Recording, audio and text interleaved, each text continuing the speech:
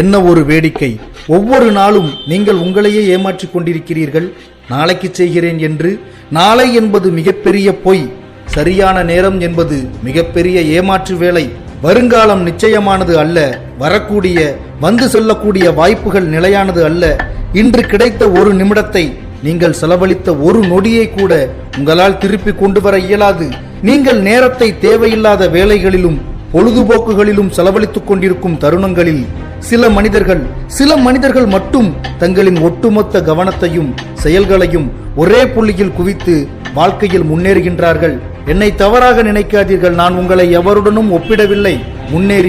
முன்னேறுகின்ற மனிதர்களை பார்த்து உங்களுக்கு எந்த விதத்திலும் சிறு பொறாமை கூட இல்லை என்றால் நீங்கள் வழக்கம் போல கேளிக்கைகளுடனும் பொழுதுபோக்குகளுடனும் மட்டுமே வாழலாம்.